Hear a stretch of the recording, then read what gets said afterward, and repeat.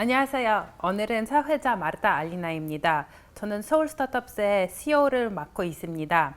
오늘의 행사가 인천 스타트업학의 글로벌 컨퍼런스 인환으로 마련된 만큼 향후의 내용은 가급적으로 연구로 진행하도록 하겠습니다.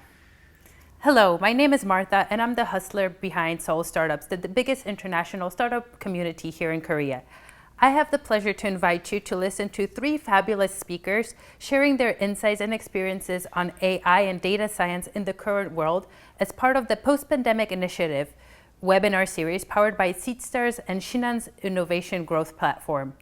The aim of this series is to ensure continued education on technology, innovation, ecosystem development, impact, and capacity of building an entrepreneurial and global startup hub in Korea and Asia. Shinhan Financial Group is the biggest financial service provider in Korea and has long since been supporting the growth and development of the startup community in Korea and Asia, helping connect the startups with the global entrepreneurial ecosystem. This October will be the official launch of the initiative's Incheon Startup Park, an international hub for all international entrepreneurship-related stakeholders. Seedstars is a Swiss-based group with the mission to impact people's lives in emerging markets through technology and entrepreneurship, with a particular focus on sustainable development goals of the UN. Seedstars connects stakeholders, builds companies from scratch with public and private partners, and invests in high-growth startups within these ecosystems. Seedstars aims at fostering impact, investing, and impact entrepreneurship all over the world through different activities that range from startup scouting, events organization, to company building and acceleration programs. Seedstars has built the world's biggest community of change makers in emerging and developed markets. I would like to invite you to listen to a fascinating presentation by our first speaker, Myung-rak Kim, who started off as a programmer making computer games since his school days. He started an artificial intelligence company called Greensoft in 2015. He's currently serving as an adjunct professor at Yonsei University, Hankuk University of Foreign Study, teaching artificial intelligence in the financial and sports fields. He also teaches about big data and artificial intelligence implementation in Sejong University, Ilji University, Dankook University, Kyunghee University, Ulsan Institute of Science and Technology, and Chosun University, and is also a renowned author of books about artificial intelligence in our daily lives. Without further ado, I invite you to listen to his presentation.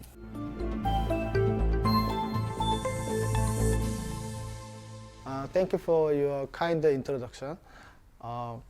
인천 스타트업 파크 온라인 웨비나에 참여해 주셔서 감사합니다. 지금부터 제가 데이터와 AI가 어떻게 포스트 팬데믹의 미래를 만들어 나갈지 라는 문제의식을 갖고 발표를 하도록 하겠습니다. 저는 마르타가 친절하게 소개해 주신 바와 같이 이제 현재 초록소프트라고 하는 딥러닝 기술 개발을 전문적으로 하고 있는 회사의 CEO를 맡고 있고요. 병행해서 연세대학교와 한국외국어대학교에서 겸임교수로 인공지능을 가르치고 있습니다. 그리고 최근에 제가 이제 인공지능을 이해하고 활용하고자 하는 이제 보통의 분들을 위해서 그분들이 인공지능을 쉽게 이해할 수 있도록 도와줄 수 있는 이것이 인공지능이다라는 이름의 책을 써서 이제 출간을 한 바 있습니다. 제가 이제 말씀드리려고 하는 내용은 첫째는 지금 AI가 상당히 AI 기술이 많이 언급되고 있고 상당히 유망한 걸로 지금 얘기가 되고 있지만 실제로는 좀 AI가 넘고 있지 못하는 한계가 분명히 존재합니다. AI를 활용해서 제대로 된 비즈니스를 만들기가 무척 어려워요. 전 세계에서 가장 유명한 AI 회사는 이제 구글이 인수했던 딥마인드라고 할 수도 있는데 딥마인드조차도 아직은 흑자를 내지 못하고 지금까지 언론에 이제 보도된 바에 의하면 10억 달러의 손실을 보고 있습니다. 좀 그런 좀 아이러니한 상황이 계속 벌어지고 있는데 그 AI를 이용해서 제대로 된 비즈니스 모델을 만들기 어려운 이유가 크게 두 가지가 있습니다. 첫 번째는 이제 납득하기 어렵다는 것이죠.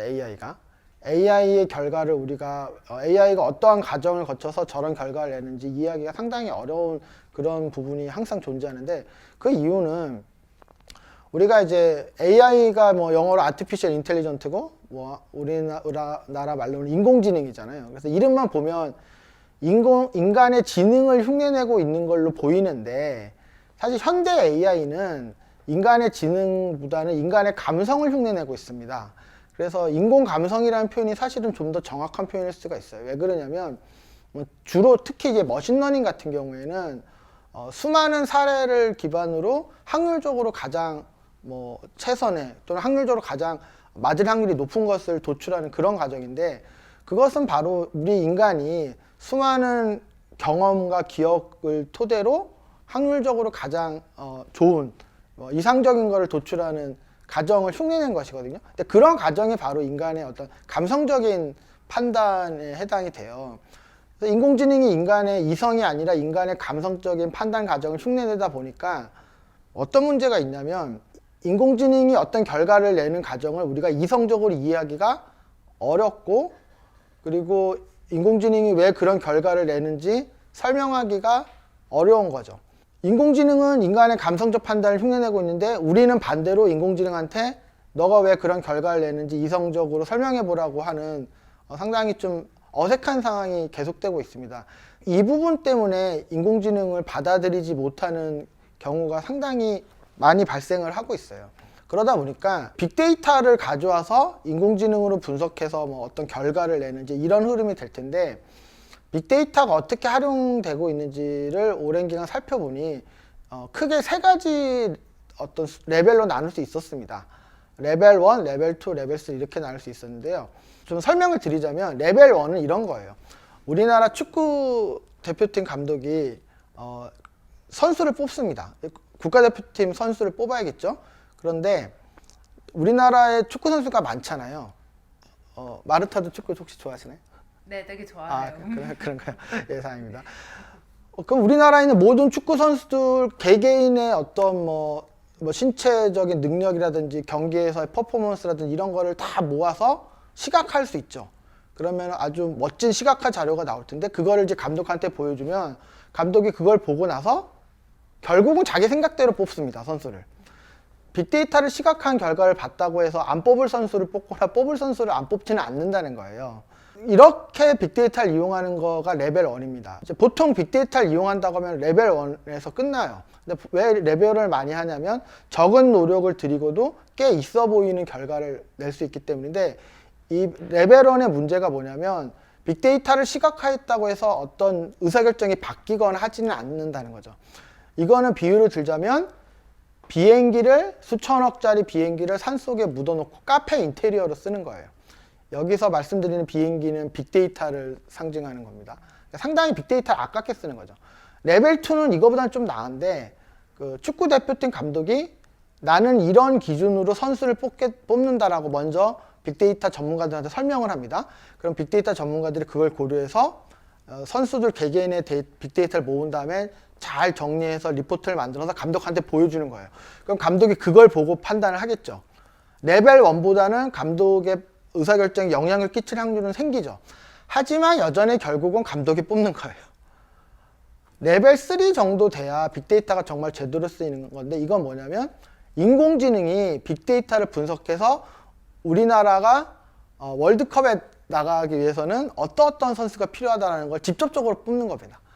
그러니까 레벨 1과 레벨 2 그리고 레벨 3의 차이는 뭐냐면 사람이 결정을 한다. 그러면 레벨 1, 레벨 2고 사람의 판단력을 내려놓고 인공지능이 결정을 하겠다. 이게 레벨 3인데 레벨 3까지 가는 조직은 많지가 않아요. 왜 그러냐면 앞에서 설명드린 것처럼 인공지능이 어떤 결과를 도출하는 과정을 우리가 이해하기가 어렵고 이성적으로 설명이 잘 안 되다 보니까 그런 부분을 받아들이지 못하는 조직은 레벨 3까지 가지를 못하고 레벨 1, 기껏해야 레벨 2에서 멈춘다는 것이죠. 이게 지금 현실적으로 벌어지는 일이고요.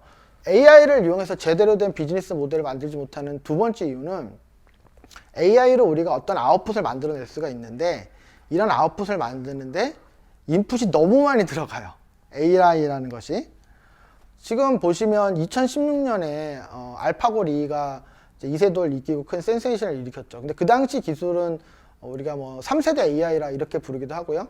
그 다음에 4세대 AI인 알파고 제로가 이제 중국의 커제 선수를 이기기도 하고, 현재 구글의 딥마인드의 알파고는 이제 5세대까지 가 있어요.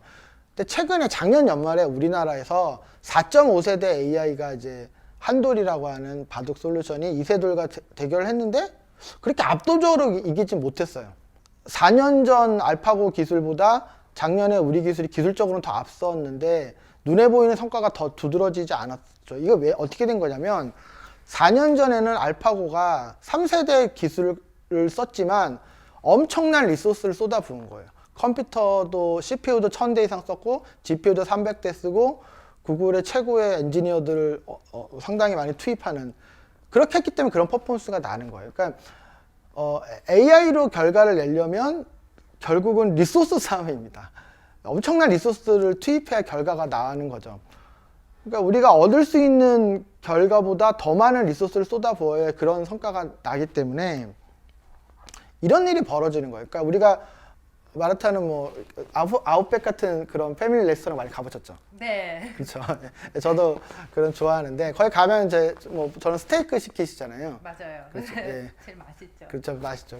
그러니까 보통 이렇게 나이프 같은 걸 쓰실 텐데 네. 어떤 사람이 그 스테이크를 썰겠다고 전기톱을 가져오면 어떤 생각이 드시나요? 좀 가하다라는 생각이 드시죠? 그렇죠. 그렇죠. 예, 그런 일이 벌어지는 거예요. 그러니까 AI는 상당히 비싸고 비용이 많이 들기 때문에, 그러니까 통계로 간단하게 해결할 수 있는 문제를 AI를 이용해서 푼다는 거는 마치 패밀리 레스토랑에서 스테이크를 전기톱으로 써는 것 같은 그런 일들이 벌어지는 거예요.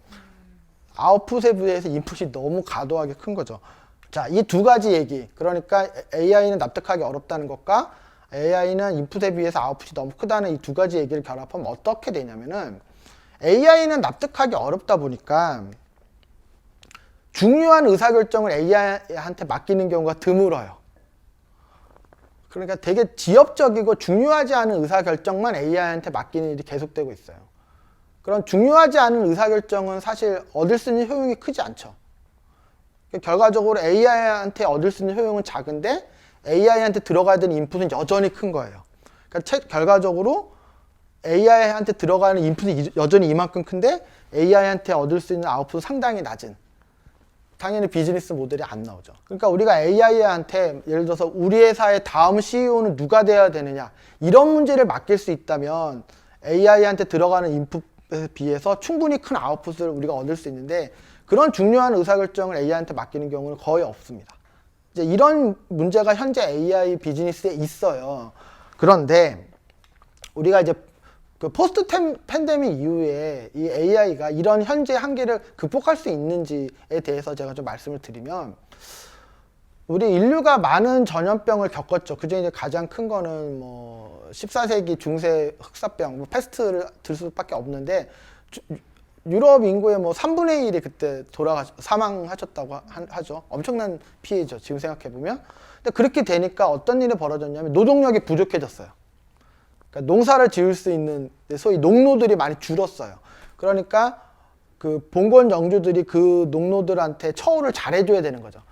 왜냐면 농노가 귀하니까. 그러니까 결과적으로 그 노동자의 권리가 증대됐고, 이제 농노주의가 붕괴가 되고 상업주의가 팽배하고 유럽식 자본주의가 시작되는 그런 연쇄적인 과정이 있었고, 두 번째는 사람이 부족하다 보니까 기술 혁신을 아무래도 하게 되죠. 예전에는 사람을 많이 동원하면 할 수 있지만 그럴 수가 없으니까, 이거는 이제 익히 아시는 산업혁명의 어떤 단초가 된 거예요. 그렇다면 우리가 이제 그 코비드19 이후에 지금 어떤 상황이 됐냐면, 언텐트, 지금 이 세미나도 원래 다 모여서 해야 되는데 그러지 못하잖아요. 그러니까 이렇게 비대면 문화가 상당히 지속되고 있어요. 코로나가 해결됐다고 해서 예전으로 완전히 돌아갈 것 같지 않다는 거예요. 예전만큼 사람들이 자주 모이고 하는 것보다는 여전히 많은 것들을 비대면 상태, 언텐트 상태에서 할 걸로 생각이 되는데, 이 언텐트 문화라는 게 그냥 눈으로 보이기에는 사람들이 직접 모이지 않는다, 온라인으로 해결한다, 이렇게 느껴지시겠지만, 이걸 좀 깊이 있게 보자면 어떤 의미냐면, 사람이 직접 관여하고 직접 판단하는 거를 안 해도 큰 문제가 없다라는 걸 우리가 알게 됐다는 거예요. 그러니까 예전에는 어떤 중요한 의사결정은 다 모여가지고 토의해서 결정하고 그랬는데 지금은 우리가 언텐트 상황에서 결정을 하고 우리가 일일이 관여하지 않아도 컴퓨터가 잘 판단해 줄 수도 있고 이런 걸 지금 계속 접하고 있어요. 그러다 보니까 앞으로는 그 뉴노멀 시대에는 AI가 데이터를 기반으로 무언가를 판단하는 거에 대한 거부감이 예전에보다 많이 감소할 것이다 라고 저는 기대를 하고요. 그렇게 되면은 중요한 의사결정을 AI한테 맡길 수 있게 됩니다. 그러면은 우리가 AI한테 얻을 수 있는 효용이 커지니까 앞에서 말씀드린 그런 문제가 많이 해결되는 거죠. AI한테 들어가는 인풋은 여전히 크겠지만 중요한 의사결정을 AI한테 맡기기 때문에 우리가 큰 효과를 기대할 수 있고 그렇다면 비즈니스 모델이 만들어질 수 있는 거예요.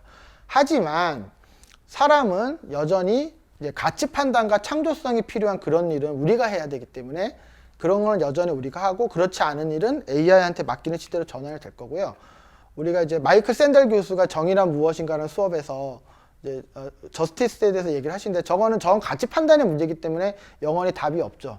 저런 문제에 대해서 고민하고 토론하는 거는 우리가 계속 해야 될 테고 퀸 아시죠? 네. 그렇죠. 퀸 좋아하시죠. 보헤미안 랩소디. 그러니까 머큐리가 보헤미안 랩소디를 만든 것처럼 그런 아주 혁신적인 창조적인 결과를 만들어내는 저런 일은 우리가 해야 될 겁니다. 그렇지 않은 일들을 우리가 인공지능한테 맡길 수 있는 시대가 포스트 팬데믹 시대에 좀 더 빨리 오지 않을까라고 기대를 해봅니다. 대표님 강의를 되게 재밌게 들었습니다. 진짜 감사합니다. Stay tuned for our next speaker.